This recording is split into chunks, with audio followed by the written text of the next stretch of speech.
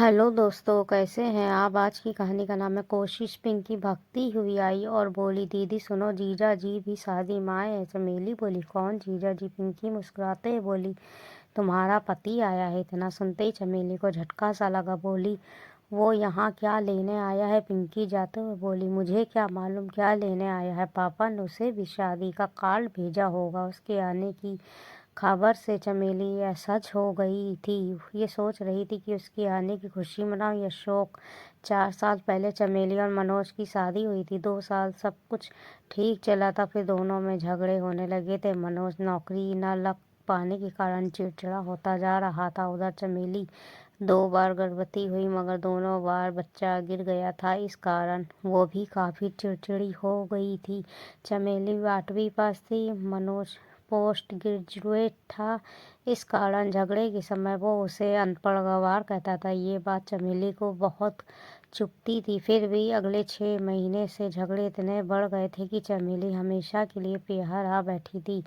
अब वो 1.5 साल से पीहर में बैठी थी। बीते 1.5 साल में दोनों ने एक दूसरे से बात करने की कोशिश भी नहीं की थी।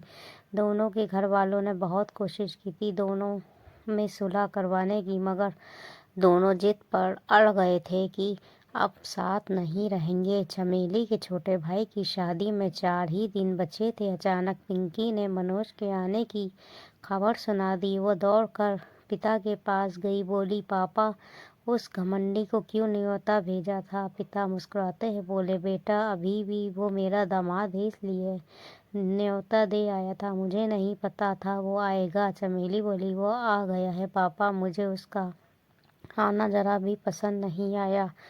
आप उसे वापस जाने की बोल दो, वरना मैं उसे ऐसा जलील करूंगी कि पूछ दबा कर भागेगा। पिता बोले, ऐसा जुल्म मत करना बेटी, वो हमारा मेहमान है। मेहमानों की बेइज्जती करना ईश्वर की बेइज्जती करना होता है। तुम्हें उससे बात नहीं करनी है, मत करना, मगर गलत हरकत मत करना। चमेली बुरा सा मुंह बनाते हुए पिता के पास से चली आई। इतने में उसे बड़ी बहन मिल गई। उसे देखते ही बड़ी बहन बोली, चमेली, तुम्हारा पति आया है और तू ऐसे कपड़ों में घूम रही है। अरे ढंग के कपड़े तो पहन ले, वो देखेगा तो क्या सोचेगा। चमेली बुरा सा मुंह बनाते हुए बोली, कुछ भी सोचने दो, मेरी बला से मेरा और उसका रिश्ता तो कब का ख़त्म हो गया था। उसके कुछ सोचने से मुझे कोई फ़र्क नहीं पड़ने वाला।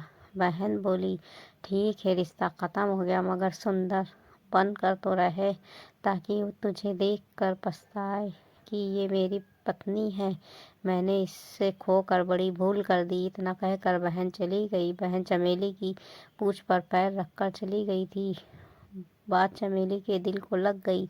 वह दौड़कर कमरे में आई, फिर मेकअप करने बैठ गई। सुंदर तो वो पहले से ही थी, अब खुद को निखारने में लग गई। मेकअप के बाद चमेली गजब उठा रही थी। वो छम करती हुई जान बुझकर उस कमरे में पहुंची जिसमें मनोज अन्य रिश्तेदारों के साथ बैठा था। चमेली ने कमरे में नजर दौड़ाकर चाय की जूठे कप इकट्ठा की और फिर से बाहर आ गई। कमरे से बाहर आने के बाद चमेली ने महसूस किया कि उसके दिल की धड़कन बढ़ गई है। वो अंदर गई तो नॉर्मल थी, मगर बाहर आई तब नॉर्मल नहीं थी। पता नहीं क्यों उसकी सांसें उखड़ी थी। जल्दबाजी में वो मनोज को सही से देख भी नहीं पाई थी। उधर मनोज पिछले 18 महीनों में बहुत बदल गया था। वो एक प्राइवेट कंपनी में नौकरी भी करने लगा था। पहले से बहुत ज़्यादा मैच्योर हो चुका था। अब उसमें बचपना नहीं रहा था। मनोज ऐसे ही शादी से नहीं आया था। उसके पिता ने उसे समझाया था, पत्नियां किसी मोड़ पर नहीं, पेड़ पर नहीं लगती। तुम्हारी उम्र से बड़े लड़के भी बिना शादी के घूम रहे। एक तुम हो जो सुंदर और समझदार पत्नी को अपनी बेवकूफ़ी के कारण खो रहे हो।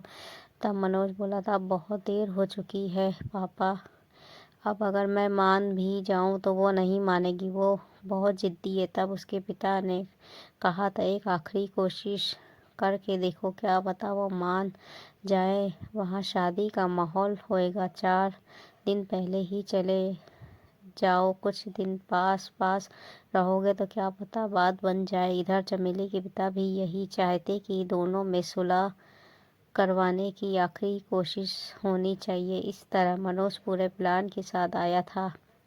जब चमेली कमरे में झूठे कप उठाने आई थी तो वो उसके सौंदर्य को देखकर अंदर ही अंदर हिल गया।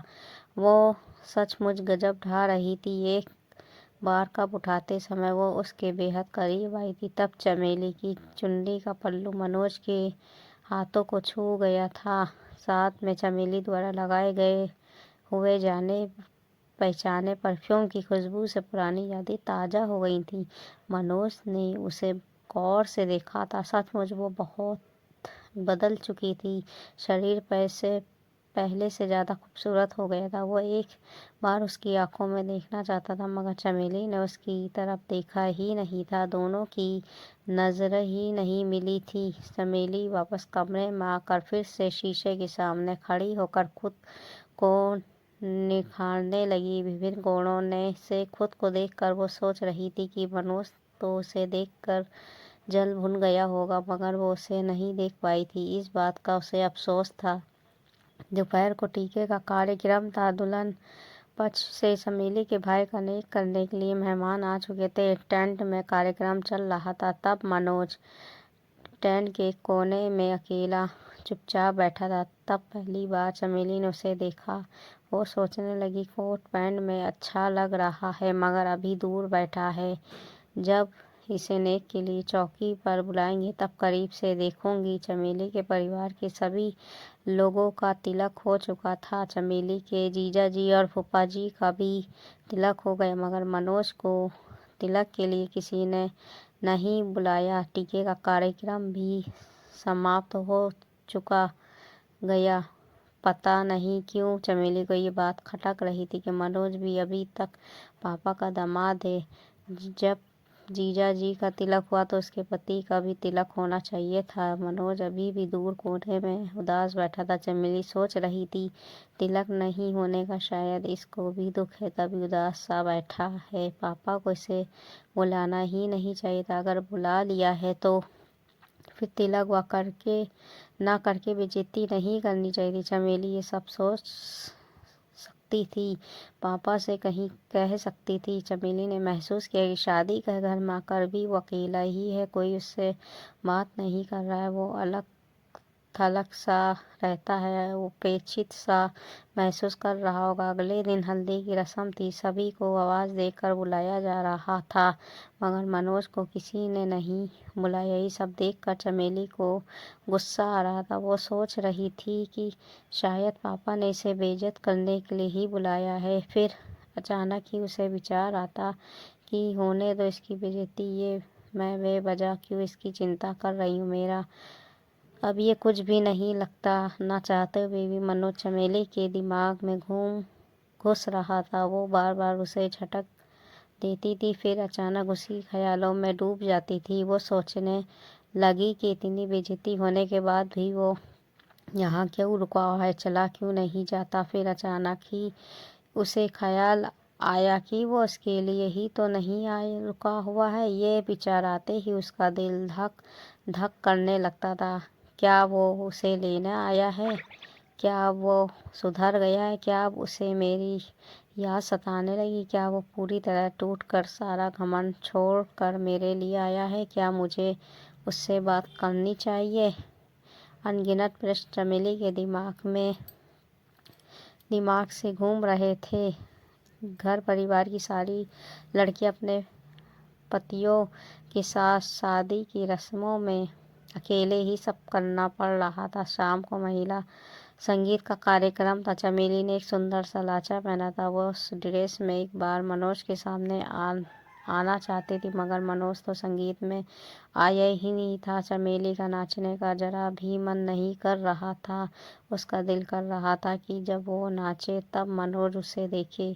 कमबख्त दिल की भी अजीब फरमाइश थी। जिसे इग्नोर करना चाहता था उसे ही करीब देखना चाहता था। अभी वो अपने परिवार की महिलाओं के साथ बैठी थी कि एक बच्चा आया और कागज़ की एक पुड़िया चमेली को देते हुए बोला, दीदी ये जीजा जी ने भेजा है। चमेली ने पुड़िया को हथेली में छुपा लिया। पास बैठी उसकी चाची हंसकर बोली, लगता है सुलह होने लगी। चमेली वहां से उठते हुए बोली, ऐसा कुछ नहीं चाची। फिर एक कमरे में आकर चमेली ने वो पुड़िया खोली तो देखा उसमें एक मीठा पान था। पान देख करना चाहते ही वो उसकी आंखों में आंसू आ गए। चमेली को मीठा पान बहुत अच्छा लगता था। जब दोनों साथ थे, दोनों में बहुत प्यार था, तब वह रूठ जाया करती थी।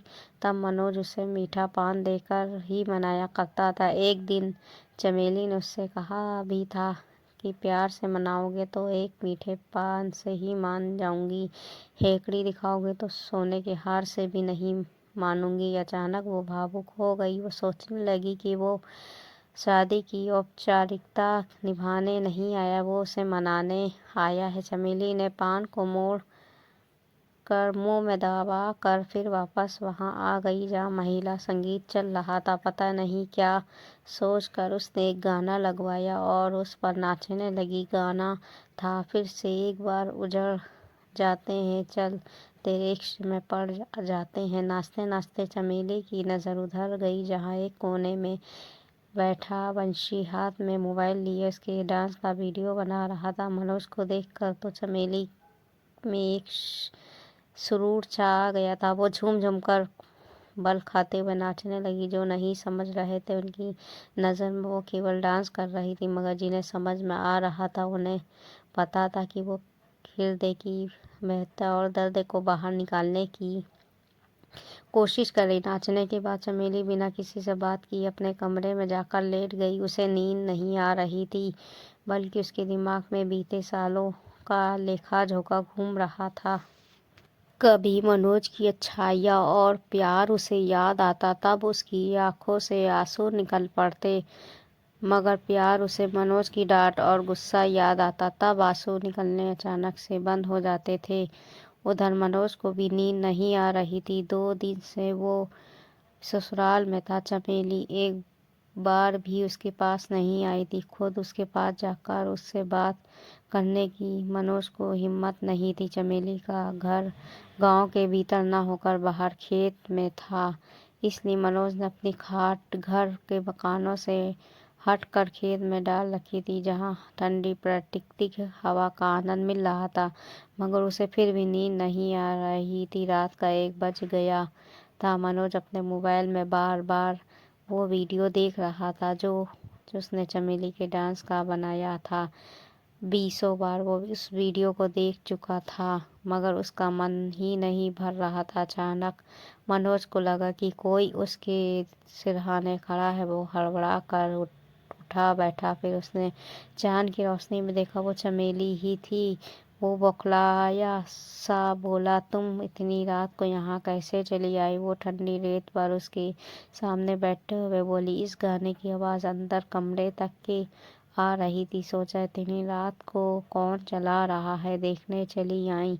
फिर दोनों के बीच काफ़ी देर तक चुप्पी छाई रही। आखिर में चमेली ही बोली, जब मुझे मनाने ही आए थे तब 2 दिन हो गए, बात क्यों नहीं की?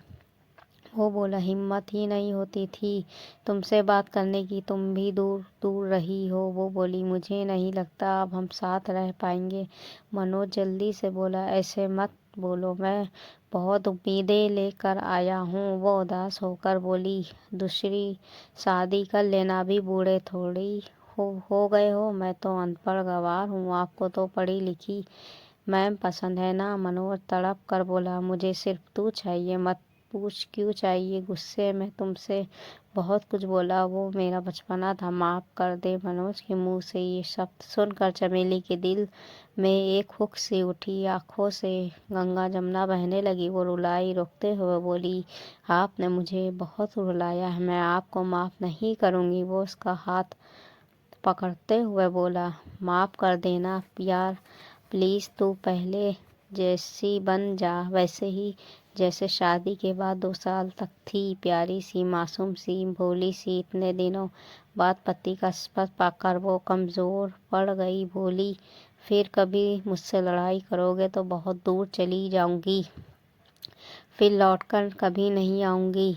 फिर सुबह 4 बजे तक कि वो दोनों उस खुले आसमान के नीचे खाट पर सोए रहे। 4 बजे वो भीतर आकर अपने कमरे में सो गई। जब चमेली के भाई के सिर पर पगड़ी और सेहरा बांधने की रस्म चल रही थी, तब चमेली के पिता ने बड़े वाले दामाद को बुलाया और ये रस्म करवाने लगे। अचानक चमेली ने खड़े होकर अपने जीजा का हाथ पकड़ लिया, फिर बोली, रुक जाओ जीजा जी, इस रस्म पर अकेले आपका हक नहीं, आधा हक मेरे पति का भी है। फिर वो पिता से बोली, आप तो समझदार हो ना पापा, फिर मेरे पति को कैसे भूल गए? क्या वो आपके दामाद नहीं है? इतना सुनते ही चमेली के पिता की आंखों में आंसू आ गए। वो रूधे गले से बोले, जानता हूँ वो मेरा दामाद है, मगर मैं तेरे मुंह से सुनना चाहता था बिटिया, इसलिए जानबूझकर ऐसा कर रहा था। आज मुझे बेटी की शादी से भी ज़्यादा खुशी तेरे मुंह से पति का हक मांगने की हो रही है।